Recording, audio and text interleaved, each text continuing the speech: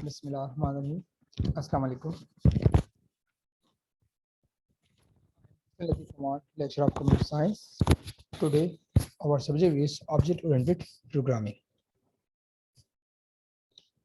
Today, we are going to discuss what are pointers.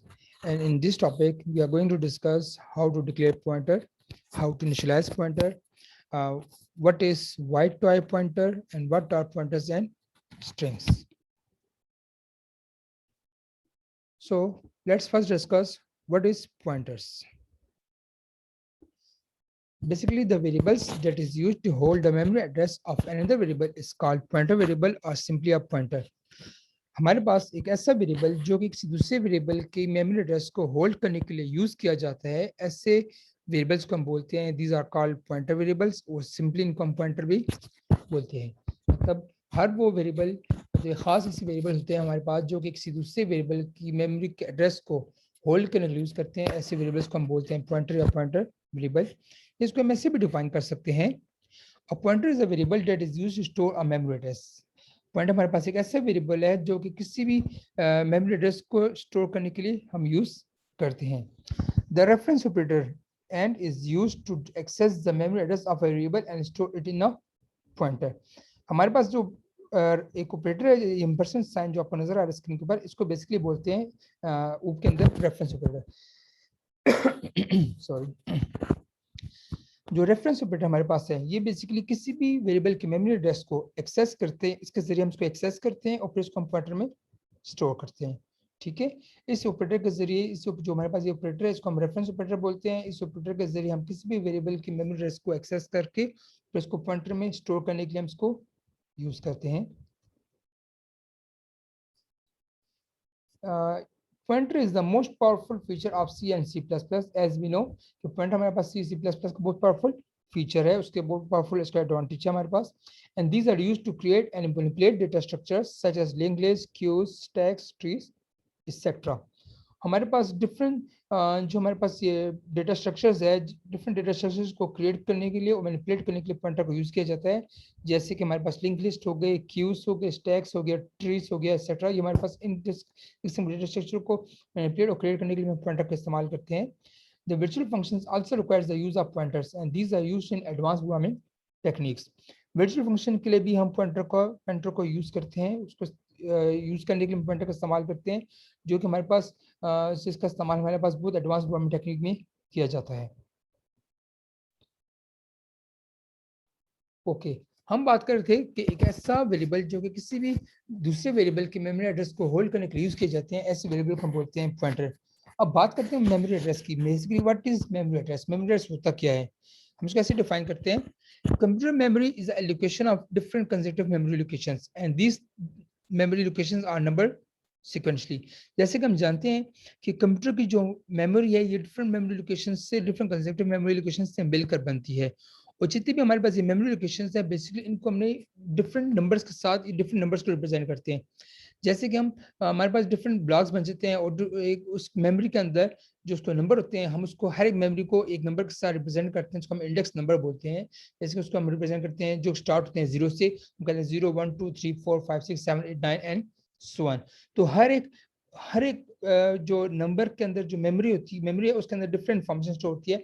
जब उस information को access करना होता है तो हम उसको उसके इंडेक्स नंबर, उसके इंडेक्स नंबर्स के जरिए हम उसको एक्सेस करते हैं, फिर उस मेमोरी को हम दोबारा उसके मेमोरी के अंदर इन्फॉर्मेशन को हम एक्सेस करते हैं। तो ये हमारे पास कहती है memory locations, and each variable is created at a unique location in memory known as is address. और हर एक वेरिएबल का हर एक मेमोरी के अंदर उसकी एक अपनी यूनिक लोकेशन होती है। और जब आप वेरिएबल डिक्लेयर करते हैं तो हर एक वेरिएबल की मेमोरी के अंदर एक अपनी यूनिक लोकेशन होती है, उस यूनिक लोकेशन को हम बोलते हैं क्या? उसको हम बोलते हैं मेमोरी एड्रेस।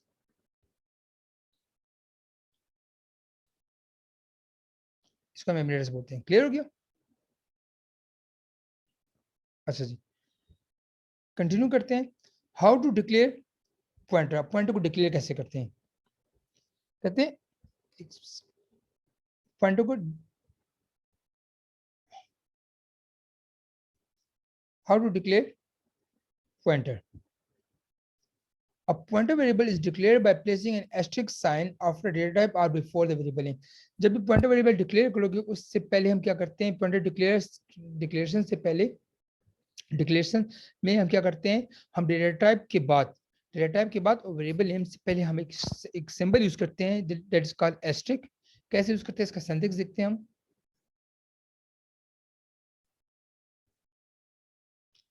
हम सिंटैक्स देखते हैं।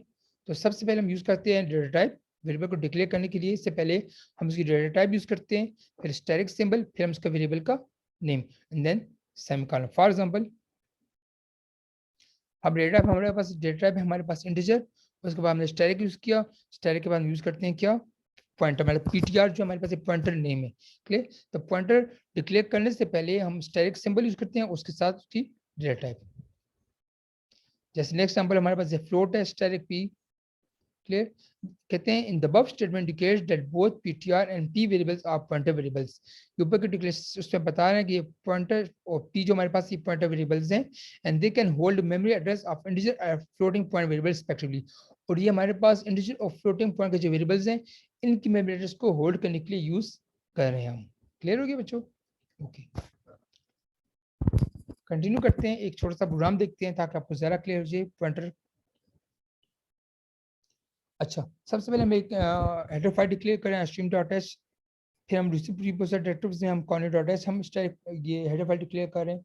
फिर हम यूज करते हैं मेन फंक्शन यूज कर रहे हैं void main opening bracket, then हम क्लियर स्क्रीन फंक्शन यूज कर रहे हैं।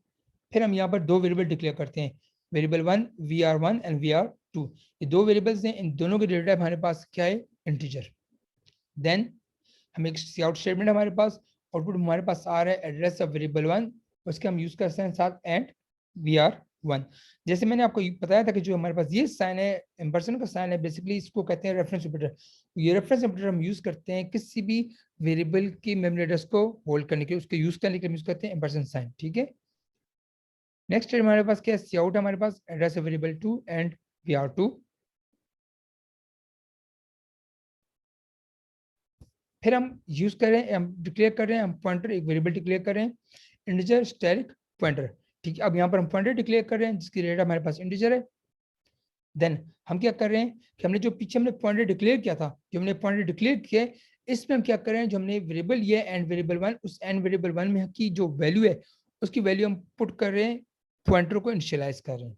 ठीक है, देन हमारे पास आउटपुट आ रहा है pointer value is equal to pointer. फिर हम एक और फिर हम पॉइंटर लिया, इस पॉइंटर में हम सेकंड टाइम हम वेरिएबल 2 की जो वैल्यू इनिशियलाइज कर रहे हैं। देन सी आउट में हमारे पास आ रहा है pointer value ptr get set and so on. हमारे पास आउटपुट क्या आया, जो हमारे पास एड्रेस ऑफ वेरिएबल 1 है ये हमारे पास इसके जरिए आया। देखें,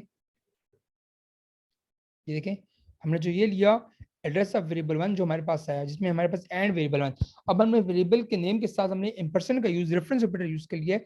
उस रेफरेंस ऑपरेटर ने क्या काम किया कि जो हमारे पास वेरिएबल 1 है, ठीक है, इसकी जो एड्रेस, इस मेमोरी का जो एड्रेस है ये हमें यहाँ पर डिस्प्ले करेगा।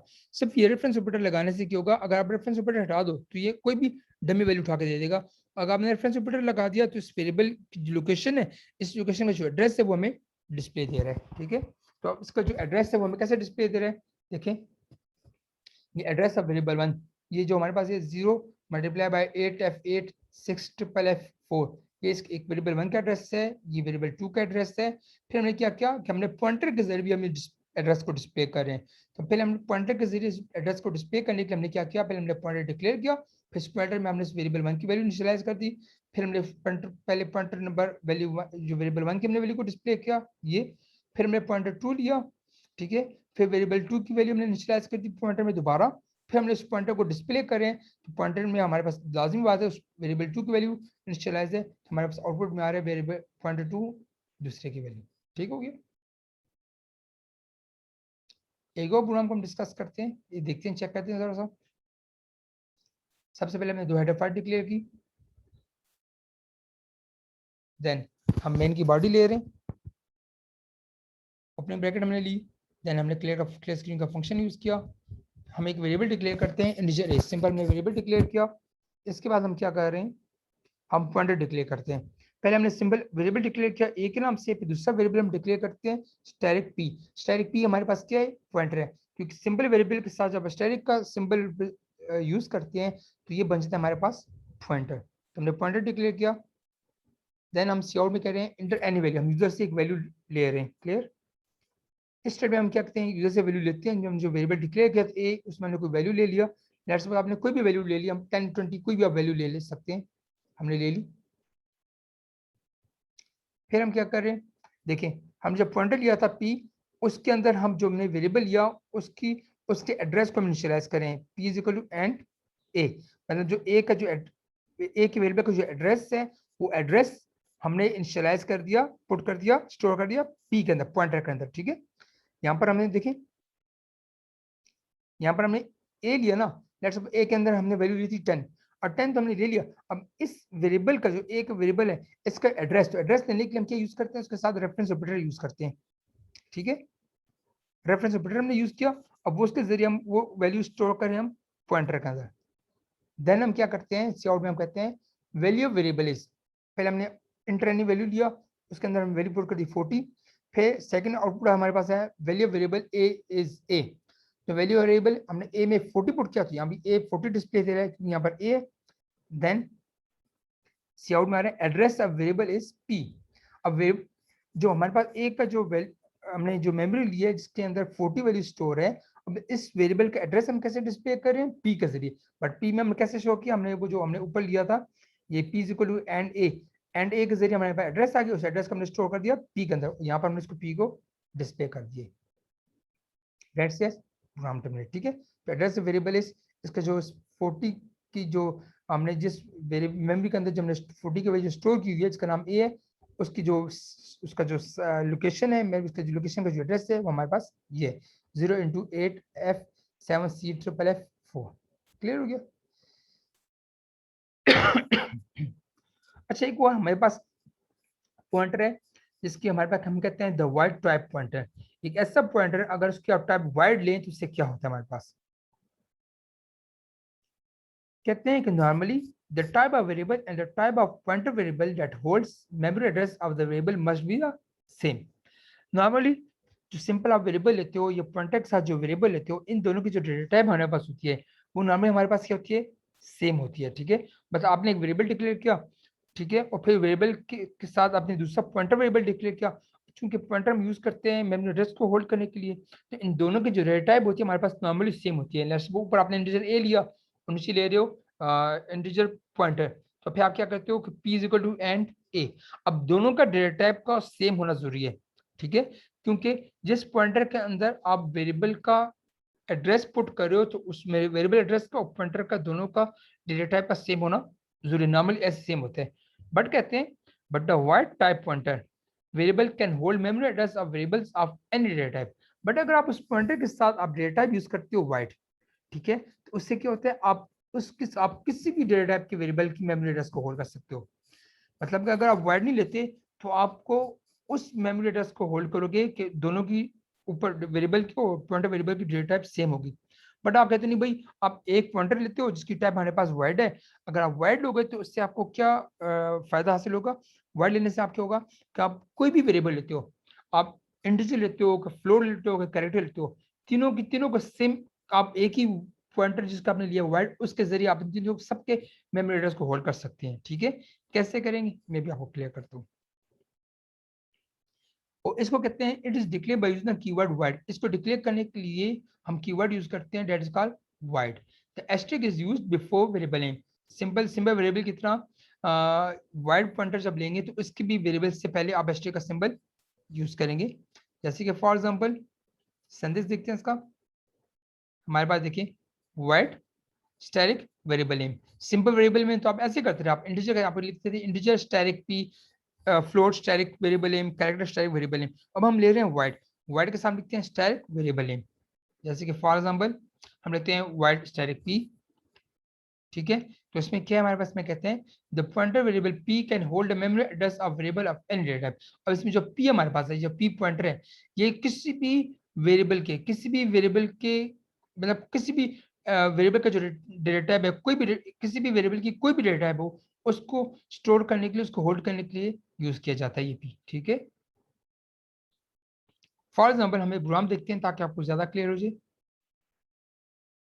हमें हेडर फाइल डिक्लेयर करते हैं, हम लिखते हैं स्ट्रिंग डॉट एच, दूसरी हेडर फाइल लेते हैं कॉर्नर डॉट एच, फिर हम मेन की बॉडी लेते हैं, आगे ओपनिंग ब्रैकेट है, देन क्लियर स्क्रीन। हम एक वेरिएबल लेते हैं एन, उसके अंदर वैल्यू पुट कर दी हमने 20। दूसरा वेरिएबल हमने लिया एफ, उसकी डेटा हमारे पास फ्लोट है जिसके अंदर वैल्यू पुट करें 34.20। तीसरा वेरिएबल हमने लिया है सी, जिसकी डेटा हमारे पास है कैरेक्टर कार, उसके अंदर हमने एक सिंबल डॉलर का सिंबल हमने स्टोर कर दिया, सिंबल हमने स्टोर कर दिए, ठीक है। फिर हम ले लें, अब ले लें हम सिंपल एक पॉइंटर वेरिएबल ले लें जिसकी डेटा हमारे पास क्या है वाइट, ठीक है। वाइट टाइप हमने पॉइंटर लिया, वाइट स्टाइल पी हमने लिए।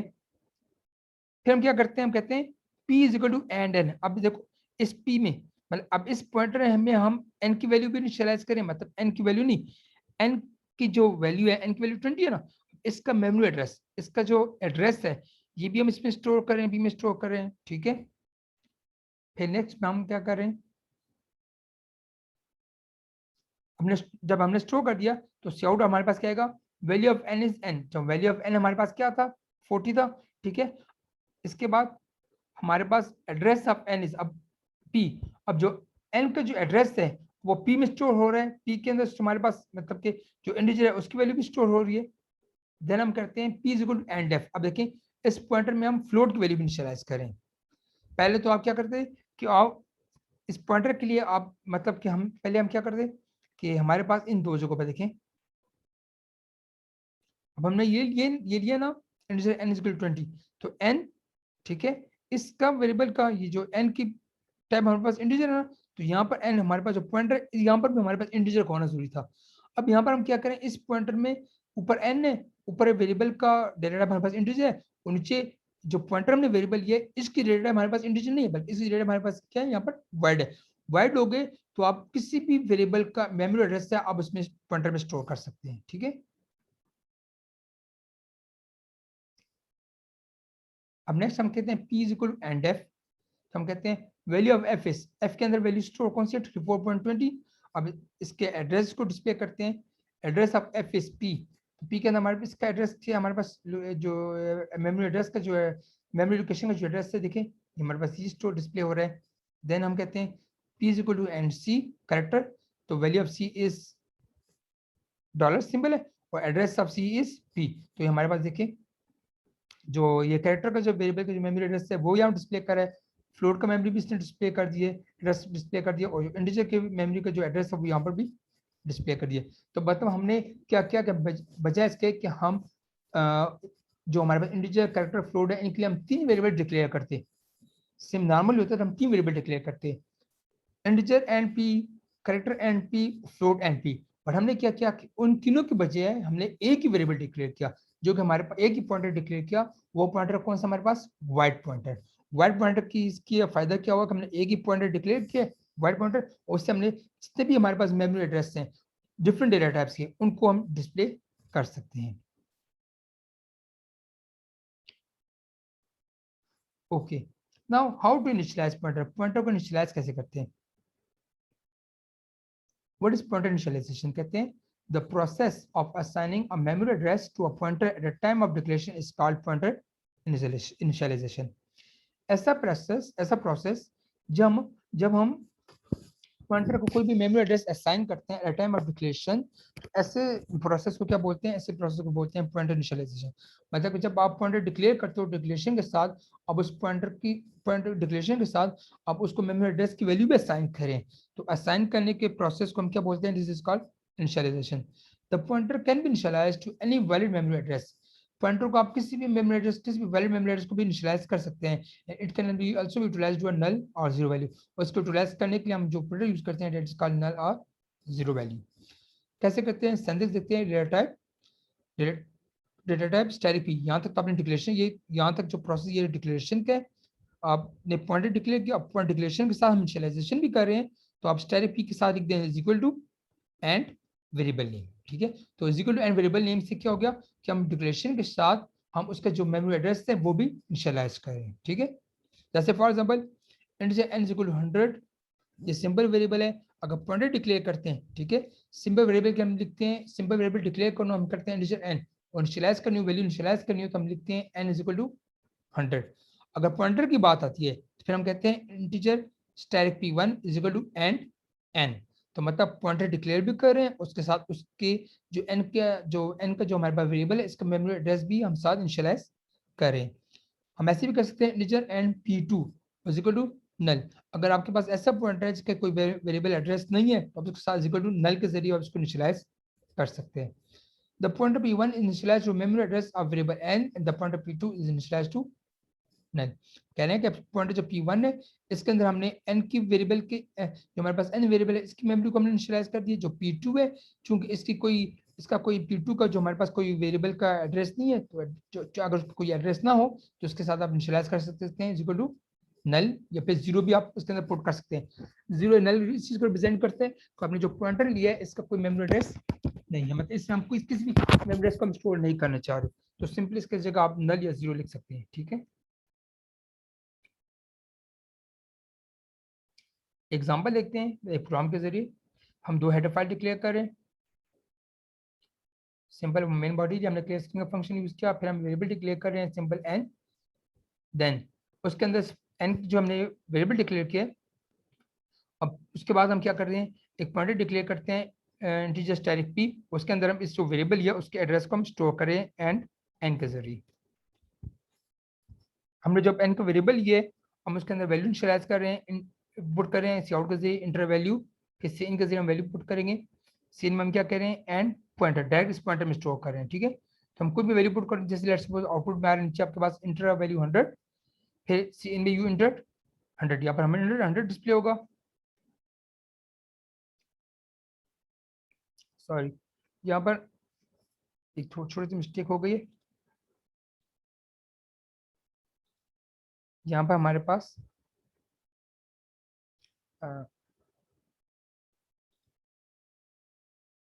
पॉइंटर नहीं आएगा, यहाँ पर हम लिखेंगे एन। ठीक है, हमने सिंपल वैल्यू दी।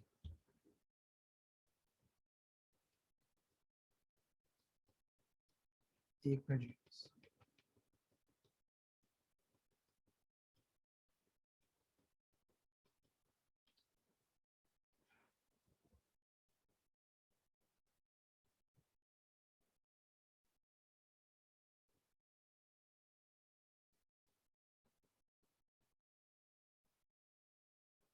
अच्छा तो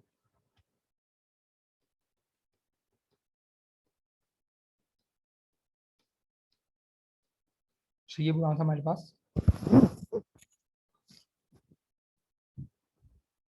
हमने एक पॉइंटर डिक्लेयर किया, ठीक है, फिर हम उसके अंदर वैल्यू पुट करते हैं इंटर वैल्यू। देन सीन में हम कहते हैं एन, सिंपल जो हमने वेरिएबल लिया उसके अंदर वैल्यू पुट करते हैं। लेट्स सपोज हमने नीचे आउटपुट में आपको नजर आ रहा है हमारे पास क्या है इंटर वैल्यू 100। ठीक है, देन सीन में आ गया एन, सीन में हमने वैल्यू पुट की, ठीक है, ये 100 आ गया। फिर सी आउट में आएगा यू इंटर स्टैटिक पीटीआर। तो जैसे हमने पॉइंटर के अंदर नीचे वैल्यू पुट की हमारे पास यहाँ पर आ गया 100, देन गेट सी एच प्रोग्राम टर्मिनेट। ठीक है, अच्छा, now what is pointers and strings. Pointers या स्ट्रिंग्स किसे बोलते हैं? हम कहते हैं कि मतलब कि आपको पॉइंटर्स में आप पॉइंटर में एज अ स्ट्रिंग भी आप इसे यूज कर सकते हैं। हम कहते हैं a string is an array, a sequence of characters. A string type variable is declared in the same way as an array type variable is declared। तो कहते हैं स्ट्रिंग क्या, बेसिकली स्ट्रिंग हमारे पास एक array या हमारे पास सीक्वेंस ऑफ कैरेक्टर्स है, और स्ट्रिंग जो हमारे पास स्ट्रिंग टाइप जो वेरिएबल है इसको आप इसी तरह डिक्लेयर करते हैं जैसे आप सिंपल array डिक्लेयर करते हैं। मतलब अगर आप स्ट्रिंग को डिक्लेयर करना चाहते हैं जैसे आप सिंपल array डिक्लेयर करते हैं, इसको स्ट्रिंग को भी डिक्लेयर करने का जो प्रोसीजर है जो सिंटैक्स है वो सेम है जैसे हम सिंपल आप array को डिक्लेयर करते हैं। ठीक है, pointer to type character can be referred to as string. आप पॉइंटर में भी आप कैरेक्टर की जो डेटा टाइप है उसको आप एज अ स्ट्रिंग यूज कर सकते हैं। फॉर एग्जांपल आप लेते हैं सिंपल लेते हैं, आप कहते हैं character name equal to Umar Shahzad. आपने सिंपल वेरिएबल लिया, ठीक है, सिंपल वेरिएबल एज अरे लिया, नेम में आपके पास कौन सी वैल्यू कौन सी उमर शहजाद। अगर आप पॉइंटर में डिक्लेयर करते हैं तो पॉइंटर में आप क्या करोगे, आप लेते हैं character static pointer equal to name. मतलब पहले आपने स्ट्रिंग लिया, आपने जो स्ट्रिंग स्टोर किया आपने उमर शहजाद जो नेम है ये आपने पुट किया नेम के अंदर, और फिर आप जो नेम है इसको वैल्यू इनिशियलाइज करें एज अ पॉइंटर के थ्रू। ठीक है, एग्जांपल देखते हैं प्रोग्राम के थ्रू। दो हेडर फाइल डिक्लेयर करते हैं। यहाँ पहले अपने मेन की बॉडी ली, यहाँ पर मेन के साथ सेमीकॉलन नहीं है, अच्छा यहाँ पर मिस्टेक हो गई है, सेमीकॉलन नहीं आता यहाँ पर।